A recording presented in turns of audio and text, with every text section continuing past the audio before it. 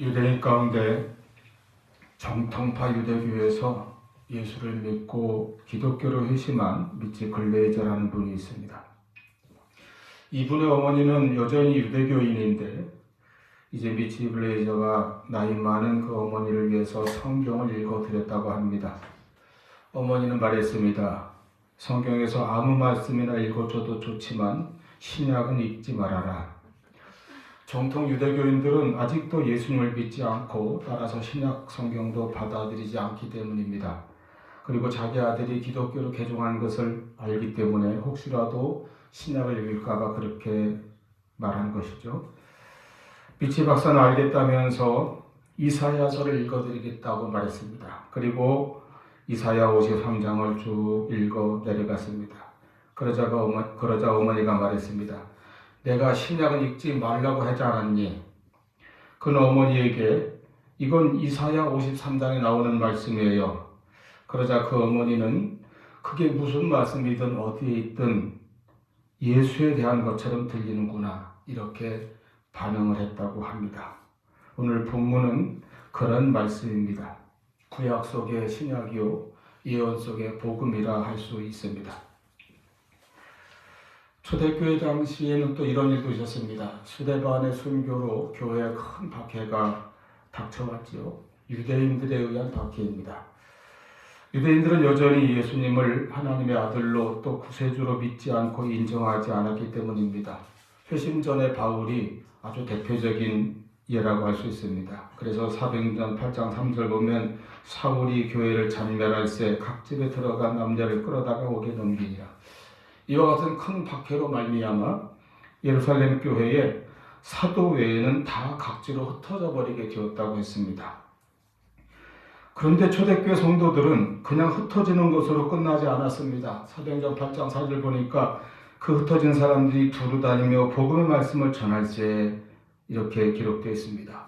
박해를 받아서 흩어졌지만 그러나 그들은 가는 곳곳마다 복음을 전했다는 것입니다. 하나님의 역사는 그렇습니다. 교회에 박해와 위기가 닥쳐오고 성도들은 고난과 고통을 당했지만 그런 과정을 통해서도 복음이 오히려 더 넓은 지역까지 전파되고 더 많은 사람들이 예수를 믿고 구원을 받게 되었다는 것입니다. 우리 개개인에게도 신앙 때문에 혹은 여러 가지 의미에서 어떤 시련이나 아픔이 닥쳐올 때가 있습니다. 또는 심지어 내가 넘어지고 실패하거나 실수를 저지를 때도 있을 것입니다. 그러나 하나님께서 그 가운데서 역사하시고 하나님께서 그 문제를 만지시면 하나님께서 개입하시면 하나님께서 손을 대시면 그 아픔을 빚어서 선하고 유익한 결과를 만들어 나가시는 분이 바로 우리 하나님이십니다. 할렐루야. 자, 그렇게 예루살렘 교회를 떠나서 성도들이 각지로 흩어지게 되었을 때에 각지를 다니며 복음을 열심히 전했다고 했는데 그 가운데 빌립이라는 분이 이제 나옵니다. 예수님의 12 제자 가운데도 빌립이 있죠. 그렇지만은 아까 말한 것처럼 사도들은 예루살렘 교회에 남았다고 했으니까 이분은 다른 동명이인의 다른 분입니다. 바로 초대교회가 최초로 세운 7집사 가운데 한 분인 그 빌립입니다. 즉 사도가 아니라 평신도라는 뜻이죠. 그 빌립이 사마리아 지방에도 복음을 전하여서 많은 사람을 예수 믿고 세례까지 받게 하였습니다. 그런 일이 있은 후에 성령께서 빌립을 예루살렘에서 가사로 내려가는 광야 길로 가게 하셨습니다. 이제 사도행전 8장 26절 이하에 쭉 이어지는 내용입니다. 그 광야 길에 수레 하나가 지나가고 있었는데 그 안에는 이디오피아 여왕의 국고를 맡은 관리 4시가 타고 있었습니다. 그러니까 한 나라의 어떤 재무부 장관 정도 되는 그런 직책을 가진 사람이겠죠. 그는 예배하러 예루살렘에 왔다가 돌아가는 길인데 그 수레를 타고 가면서 선지자 이사야의 글을 읽고 있었습니다. 아마 두루마리 성경이었을 거예요, 당시에는.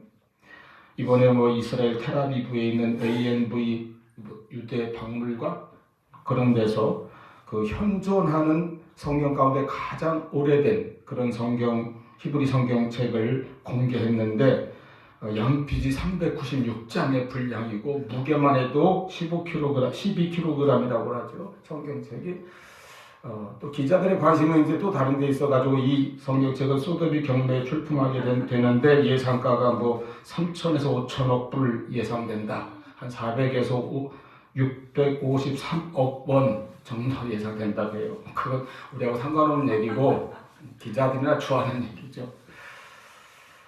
좌우지간 이 수레 안에서 한 이방인이 성경을 읽고 구약성을 읽고 있는데 빌립이 성령의 지시를 받고 그 수레로 달려가서 그가 이사야의 글을 읽는 것을 들었습니다. 그리고 물었죠. 당신이 지금 읽고 있는 그 글의 뜻을 알겠습니까?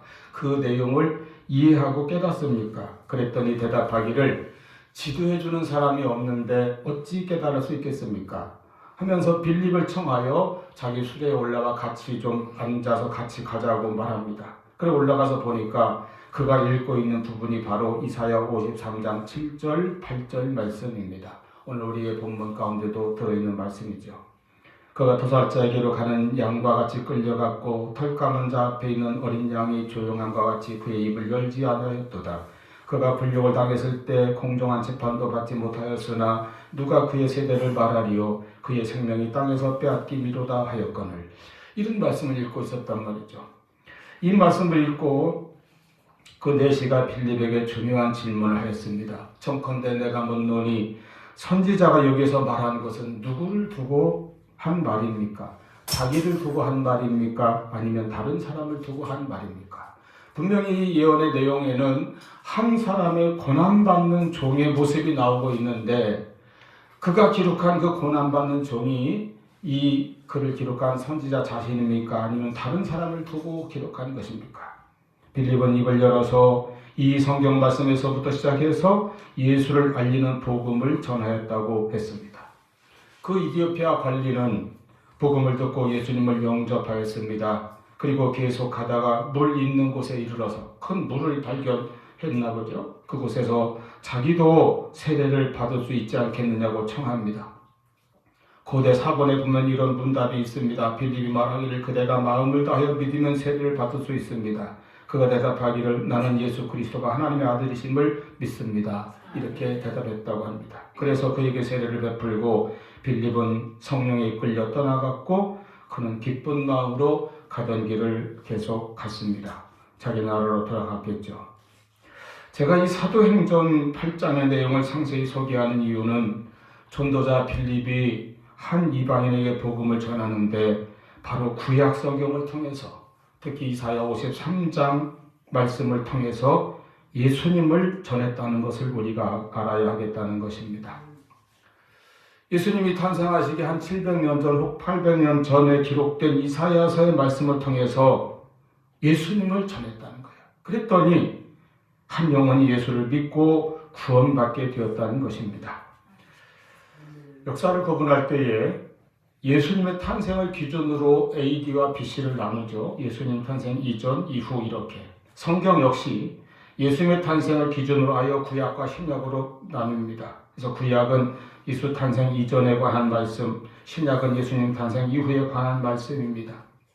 즉 구약은 예수님 탄생 이전에 이스라엘의 역사가 그 주된 내용으로 되어 있습니다. 그러나 그러한 구약에도 앞으로 오실, 장차 오실 예수님에 대한 말씀, 구세주 예수님에 대한 예언의 말씀들이 얼마나 많이 기록되어 있는지 모릅니다. 그래서 예수님의 생애는 실로 베들레헴의 탄생에서부터 골고다의 죽음에 이르기까지 모두 구약 성경에 예언된 그 말씀들이 하나하나 이루어진 것으로 예수님의 생애가 이루어진 것을 볼 수가 있습니다. 그 가운데 특히 예수님의 고난과 십자가에서의 죽음에 관한 예언을 가장 자세하게 기록한 말씀은 바로 오늘 본문 이사야 53장입니다. 이 말씀은 이사야가 예수께서 이 땅에 오시기 700년 전에 기록한 말씀입니다. 그런데도 마치 예수의 십자가를 골고다 언덕에서 바로 옆에서 지켜보고 기록한 것처럼 예수님께서 당하실 그 고난과 죽음에 대해서 나아가서 부활에 대해서까지 정확하게 예언하고 있습니다. 그래서 이 이사야 53장의 내용이 그 예수님의 고난과 십자가를 실제로 목격하고 그 기억에 의지해서 기록한 마태나 마가복음의 내용과 아무런 차이 없이 일치하고 있다는 사실입니다. 800년의 시간의 간격을 두고 기록된 하나님의 말씀이 이렇게 일치하고 있다는 거예요. 자, 먼저 1절부터 3절에서는 예수님에 대해서 당시 사람들이 얼마나 배척하고 거부하였는지를 말씀합니다. 요한복음 1장 11절에 자기 땅에 오매 자기 백성이 영접하지 아니하였으나 이렇게 말씀하였는데, 이 말씀은 사도 요한이 예수님 부활승천 이후 훗날에 한 AD 90여 년경에 예수님이 이 땅에 오셨던 그 당시를 돌아보면서 기록한 말씀입니다. 예수님이 이 땅에 오셨을 때 그러하였다 하고 돌아보면서 기록한 말씀인데, 그 같은 사실에 대해서 선지자 이사야는 700여 년 전에 800여 년 전에 이미 예언했다는 것입니다. 1절 우리가 전한 것을 누가 믿었느냐, 여호와의 팔이 누구에게 나타났느냐. 3절 그는 멸시를 받아 사람들에게 버림받았으며 간고를 많이 겪었으며 질고를 아는 자라 마치 사람들이 그에게서 얼굴을 가린 것 같이 멸시를 당하였고 우리도 그를 귀히 여기지 아니하였도다. 예수님께서 당시 사회로부터 그리고 많은 사람들로부터 받으실 멸시와 거절에 대한 예언의 말씀입니다. 실제로 복음서에 보면은 많은 무리가 예수님께 나오기도 했고 따르기도 했지만 그들은 병고침이나 기적의 빵에 관심이 있었지, 예수님께서 전하시는 하나님 나라의 복음에 대해서는 관심이 없는 사람이 더 많았습니다. 기적을 다시 행하지 않는다고 예수님을 떠나간 사람들도 많았습니다. 종래에는 예수님을 십자가에 못 박으라고 아우성치는 무리로 변해버리기도 했습니다. 그러나 요한복음 1장 12절은 말씀합니다. 앞에 11절에서 자기 땅에 오매 자기 백성이 영접하지 아니하였으나, 그리고 이제 12절 영접하는 자 곧 그 이름을 믿는 자들에게는 하나님의 자녀가 되는 권세를 주셨으니. 할렐루야. 예수님은 이 땅에 인기를 끌려고 오지 않으셨습니다. 높은 지지율로 백성들이 위에 군림하는 지도자로 오신 것도 아닙니다. 예수님은 오히려 자기를 비우시고 낮추셔서 가난하게 되어 오셨습니다. 섬기는 자로 오셨습니다. 자기 목숨을 많은 사람의 대속물로 주려고 오셨습니다. 범죄하고 타락하여 배반한 인류를 다시 구원하시려고 하는 하나님의 그 사랑의 뜻을 행하려고 오셨습니다. 잃어버린 자를 찾아 구원하시려고 오셨습니다. 그렇기 때문에 그 예수님을 믿고 영접하면 하나님의 자녀가 되는 권세를 주시는 것입니다. 그래서 예수님 당시에는 예수를 배척하고 멸시하고 거부하였지만 오늘날 수천 수억의 사람들이 예수를 믿음으로 말미암아 하나님의 자녀로 회복되는 권세를 누리고 있는 것입니다. 많은 유대인들이 예수님을 오늘까지도 믿지 않고 받아들이지 않고 구세주로 인정하지 않고 거부하는 이유가 이것이라고 합니다. 즉 그들에게 있어서 메시아는 위엄과 권능과 영광이 가득 찬 모습으로 임하여야 한다는 것이죠. 그런데 예수는 얼마나 초라했습니까? 가난한 베들레헴 말구에서 태어났습니다. 비천한 나사렛 동네 목수의 집에서 성장하였습니다. 그는 자신의 가진 바 기적을 행하는 능력으로 얼마든지 수천 수만의 군중을 지지자로 만들어 왕위에 군림할 수 있었으나 그렇게 하지 않으셨습니다. 그는 오히려 가장 낮은 곳을 찾으셨고 가장 가난한 사람, 가장 약한 사람, 죄 많고 버림받은 사람들을 찾아가셨습니다. 예수님께서 선택하고 제자로 삼으신 12 사도들도 비범하다든가 사회적으로 지위가 높거나 뛰어난 사람 한 사람도 없었습니다. 모두가 평범하고 오히려 약하고 실수와 허물, 약점 투성이의 인물들이었습니다.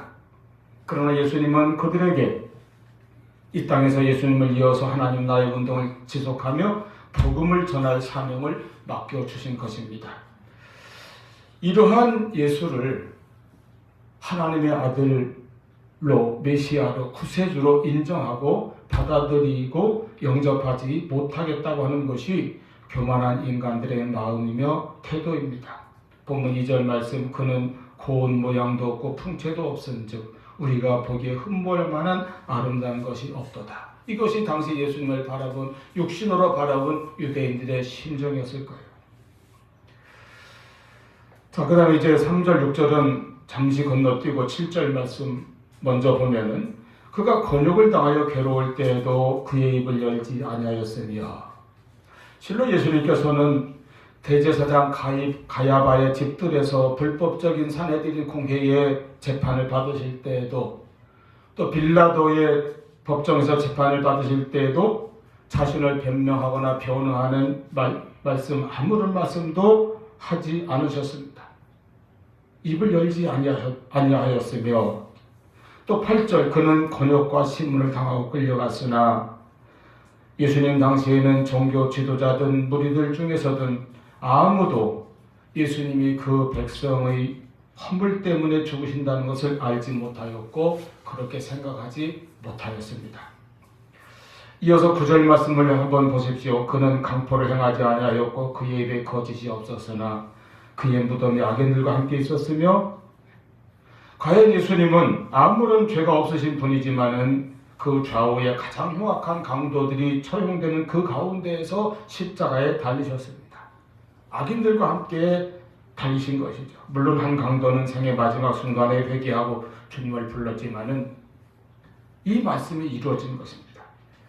또 그 다음 보면 그가 죽은 후에 부자와 함께 있었도다. 이 말씀은 예수님께서 실제로 부자인 아리마대 요셉의 무덤에 장사되심으로써 성취된 것입니다.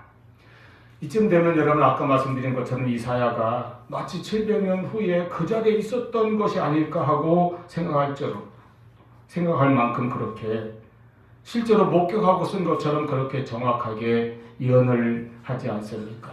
장차 이 땅에 오실 예수님에 대해서, 특히 예수님의 고난과 죽으심 그리고 장사되어질 것에 대해서까지 이렇게 하나님께서 선지자를 통하여 700~800년 전에 이미 말씀하셨고 그 예언의 말씀들이 예수님의 생애에서 이루어졌음을 우리가 볼 수 있습니다.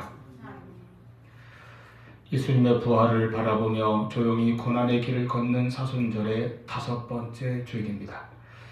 그래서 오늘은 특별히 선지자 이사야가 예언한 그 고난받는 종의 노래라고 하는 이 53장 말씀 가운데 이 말씀을 우리가 묵상하고 있는데, 이제 그 가운데서 아까 건너뛴 4절부터 6절 말씀을 좀 더 깊이 살펴보려고 합니다. 이 말씀에서 이사야는 예수님께서 그와 같은 고난을 당하신 그 이유에 대해서 참으로 시적인 문장으로 기록하였습니다. 이 말씀에 보면은 주님의 고난은 찔리고 상한 것이며 채찍에 맞은 것으로 자세히 묘사되어 있어요. 이것은 예수님께서 로마 군병의 채찍질을 당하시고 가시로 엮은 관을머리에 쓰셨으며 십자가 위에서 두 손과 두 발에 못 박히시고 그리고 마지막에 한 군인의 창에 옆구리를 찔려 온몸에 물과 피를 다 쏟으시는 모습을 정말 실제적으로 그렇게 이사야가 예언하고 기록한 것이라고 볼 수도 있습니다. 주님의 고난은 대표적으로 표현한다면 찔리고 상하신 고난입니다. 이것은 주님이 받으신 모든 고통과 고난을 표현한 말씀이에요. 그리고 주께서 그러한 고난을 당하신 이유를 선지자는 성령의 감동으로 가장 복음적이고 정확하게 가르쳐주고 있습니다. 첫째, 그가 찔리고 상하신 것은 우리의 허물과 죄악 때문입니다. 아무런 편견 없이 이사야 53장 4절부터 6절을 읽어본다면 예수께서 우리의 죄 때문에 우리의 죄와 허물로 인하여 그 모든 고난과 고통을 받으셨다는 것을 말씀하고 있다는 것을 알게 됩니다. 마치 미치 박사의 어머니가 그렇게 느꼈던 것처럼 말이죠. 주님의 십자가는 우리의 허물과 죄를 위한 대속적인 고난과 죽음입니다. 타락 이후 인간의 역사는 끊임없는 죄악의 역사입니다. 그리고 그 죄의 삭선 사망이요 저주와 심판과 멸망뿐입니다. 저를 비롯해서 우리 가운데 죄 없는 사람이 누가 있겠습니까? 나의 말과 행동 가운데 내 생각 속에 내 마음 속에 갖가지 허다한 죄가 우리에겐 숨어 있지 않습니까? 공의로우신 하나님은, 거룩하신 하나님은 그 죄에 대해서는 심판을 하셔야 했지만은 또한 하나님은 인간을 사랑하심으로 인간을 구원하여야 했습니다. 그래서 인간의 그 죄를 예수님께서 대신 지고 대신 담당하시고 그 죄의 대가로 내리 모든 고난을 주님이 대신 당하시고 우리를 구원하신 것입니다. 그래서 6절 우리는 다 양 같아서 그릇 행하여 각기 제 길로 갔거늘 여호와께서는 우리 모두의 죄악을 그에게 담당시키셨도다. 주님의 고난은 우리의 죄를 담당하신 고난입니다. 한마디로 예수께서 우리의 죄 때문에 찔리고 상하신 고난과 고통을 받으셨다는 것을 증거하고 있습니다. 우리의 고통, 우리의 죄, 그리고 그 죄에 대한 대가인 모든 형벌을 자신이 담당하셨습니다. 예수님은 우리의 질고와 우리의 슬픔을 자기 자신 위에 쏟아 부으셨습니다. 그리고 찔리고 상하신 것입니다. 두 번째로 그가 징계를 받음으로 우리는 평화를 누리게 되었다고 말씀하였습니다. 곧 하나님과의 평화입니다. 인간의 죄는 하나님과 우리 사이에 높은 담이 되고 깊은 수렁이 됩니다. 그래서 인간이 도저히 하나님께 나아갈 수 없게 가로막는 그런 것이 됩니다. 이렇게 하나님과 막힌 인간은 이 땅에서 인생의 참 길도 알지 못합니다. 하나님을 멀리하고 육신의 정욕과 욕망의 노예가 되어서 막힌 세상 속에서 살아갈 뿐입니다. 하나님과의 평화가 없으므로 이 땅 어디에서도 참 평화가 없습니다.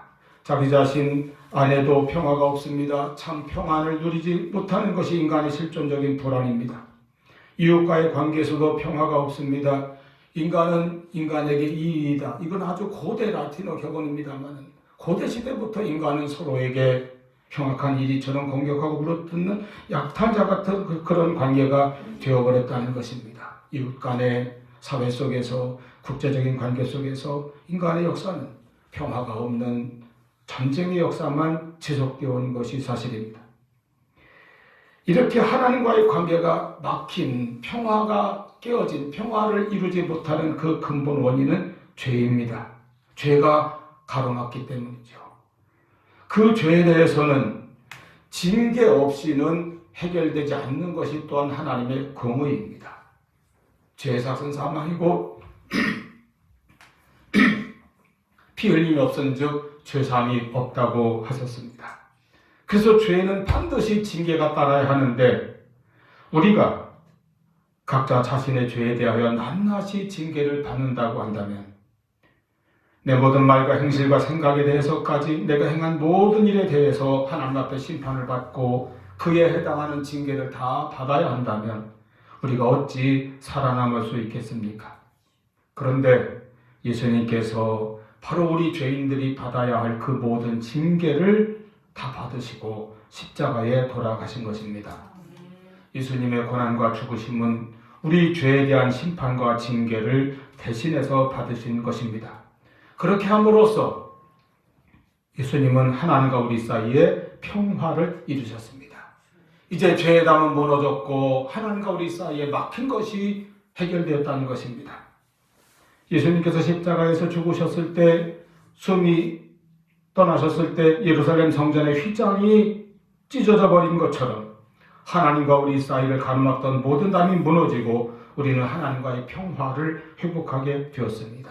이 하나님과의 평화가 우리에게 내 자신 안에도 참 평강을 회복해 주었고 이웃과의 관계에서도 화해와 사랑을 이루게 해주는 평화의 도구가 되는 것입니다. 에베소 2장 14절 그는 우리 화평이신지라 둘로 하나를 만드사 원수된 것 곧 중간에 막힌 담을 자기 육체로 허시고 또 16절 17절 또 십자가로 이 둘을 한 몸으로 하나님과 화목하게 하려 하심이라 원수된 것을 십자가로 소멸하시고 또 오셔서 먼 데 있는 너에게 평안을 전하시고 가까운 데 있는 자들에게 평안을 전하셨으니 말씀하였습니다. 로마서 5장 1절 그러므로 우리가 믿음으로 말미암아 의롭다 하심을 받았으니 우리 주 예수 그리스도로 말미암아 하나님과 더불어 화평을 누리자. 할렐루야.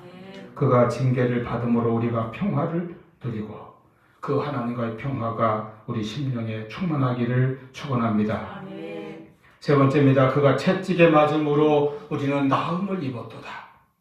인간은 살면서 끊임없이 상처받고 인생 여정에서 몸과 마음이 상하고 지친 상태가 되었습니다. 우리 영혼은 죄로 말미암아 상하였고 우리의 몸은 온갖 질고에 시달리며 연약합니다. 우리의 마음은 인생고의 무거운 짐 때문에 여러 가지 염려와 불안 때문에 실패했던 과거의 상처와 후회들로 인하여 상할 대로 상한 10년이 되었습니다. 예수님께서는 이 같은 우리의 모든 질고와 짐 그리고 또한 상처와 아픔까지도 담당하시고 다 짊어지시고 십자가의 길로 가신 것입니다. 예수님께서 고난의 채찍에 맞으심으로 우리는 나음을 받았습니다. 예수님의 십자가 보혈로 우리를 치료하시고 영육간에 강건한 하나님의 자녀가 되게 하신 것입니다. 예수님이 이 땅에 계실 때 유대 땅 곳곳을 다니시며 각색 병든 자들을 고치셨죠. 이것은 예수님 생에서 아주 비중이 큰 사역이었습니다. 그러나 당시 예수님을 직접 만났던 그 병든 자들은 제한적인 소수일 수밖에 없습니다.